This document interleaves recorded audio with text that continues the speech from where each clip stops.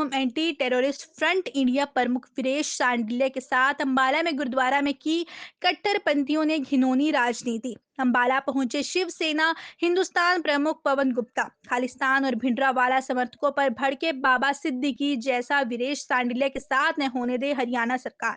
शिवसेना प्रमुख 10 गुरुओं का सम्मान करने वाले सिखों के लिए खून का कतरा कुर्बान कर देंगे, पर खालिस्तान व भिंडरावाला समर्थकों से कोई रिश्तेदारी नहीं। गुप्ता शांडिल्य।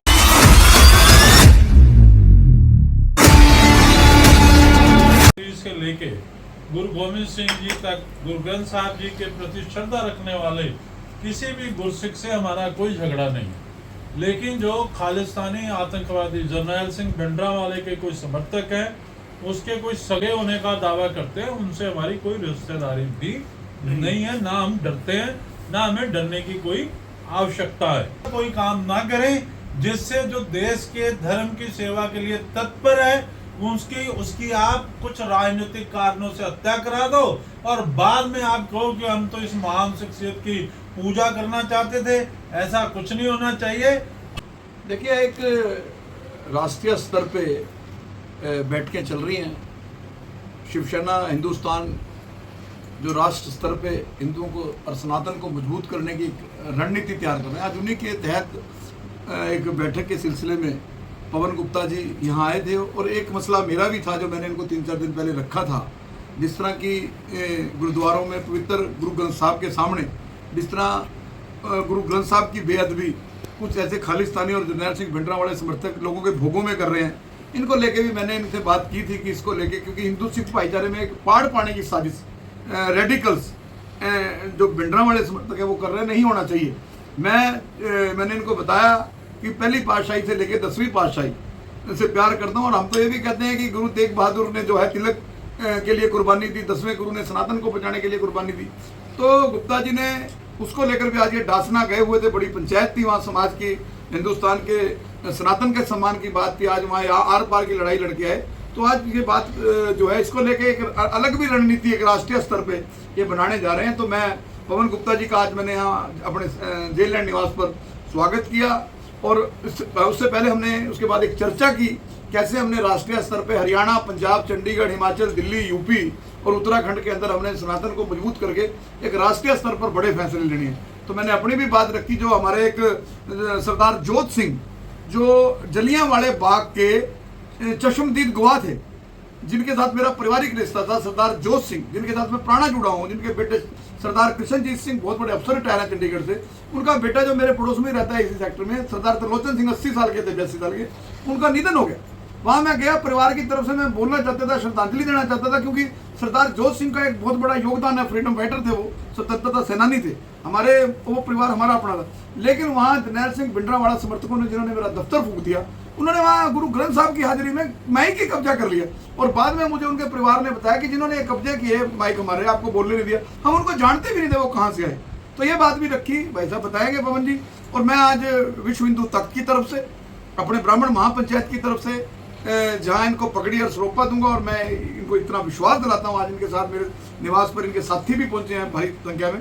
तो मैं इनका ये विश्वास है कि इन्होंने हमेशा शिवसेना हिंदुस्तान के माध्यम से इन्होंने खाली ये नहीं कि सनातन को मजबूत, ये अच्छे लोगों को पार्लियामेंट में ले जाने के लिए, अच्छे लोगों को स्टेट विधानसभा में ले जाने के लिए आपने अच्छे ऐसे लोग तैयार किए सनातनी, जो जिनको इन्होंने चुनाव भी लड़वाया। लेकिन एक दिन इनका आंदोलन जो है वो जन आंदोलन बनेगा। इस सोच को लेके ही ये देश में अब दौरे कर रहे हैं और जल्दी इसको लेके एक बड़ी हम महापंचायत भी करेंगे। तो मैं आपका, पवन गुप्ता जी का, उनकी टीम का यहाँ अम्बाड़ा पहुँचने पर निका स्वागत करता हूँ। और जो हमारे साथ हुआ गुरुद्वारे में, आप उसके ऊपर भी चानना पाए हम क्या करें, क्योंकि अम्बाड़ा में एक ऐसी शक्तियाँ काम कर रही हैं जो हिंदू सिख भाईचारे में पाड़ पा रही हैं और जर्नैल सिंह भिंडरावाला का कल्चर अम्बाड़ा में इंट्रोड्यूस करना चाहिए। सबसे पहले मैं अपने परम मित्र श्री वीरेश सांडियाल जी, जो राष्ट्रीय अध्यक्ष हैं एंटी टेररिस्ट फ्रंट के विश्व ब्राह्मण सभा के, उनका मैं बहुत दिल से धन्यवाद करता हूं कि उन्होंने अपने निवास स्थान पे हमें बहुत सम्मान दिया। और क्योंकि वो हमारे भाई हैं और सनातन हिंदू धर्म के बहुत बड़े योद्धा हैं और बहुत सारी लड़ाइयाँ वो लड़ी हैं उन्होंने। जो लड़ाई लड़ने के लिए बड़े बड़े जिनके पास संगठन हो, उनकी भी रूह कांप जाती है। वो लड़ाइयाँ इन्होंने अकेले अपने दम पर अपने परिवार के सहयोग से ये लड़ाई लड़ी है। मैं उनके बच्चों का, उनकी धर्मपत्नी का इस बात के लिए सनातन हिंदू धर्म की ओर से मैं आभार मानता हूँ कि ऐसे योद्धाओं को उन्होंने संरक्षण दिया, सहयोग दिया। रही बात, तो वीरेश जी ने कहा कि पिछले दिन ही वो एक गुरुद्वारा साहब में भोग कर गए, वहाँ कुछ लोगों ने अपनी पर्सनल रंजिश का वो करते हुए उनसे बोलने का, जो उन्होंने दुख पे संवेदना प्रकट करनी थी, वो उनको करने से रोका।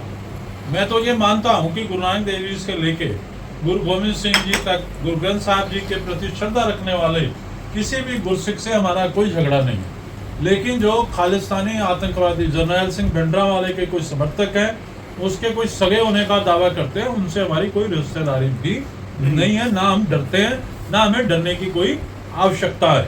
ये तो हरियाणा अम्बाला, हम तो पंजाब में बैठे हैं, पटियाला में बैठे हैं, वहाँ भी कोई डरने की कोई आवश्यकता नहीं। सालों सालों से हम उस बात की लड़ाई लड़ रहे हैं, लड़ते रहेंगे। किसी के माई के लाल में दम नहीं है तो हमको डरा दे।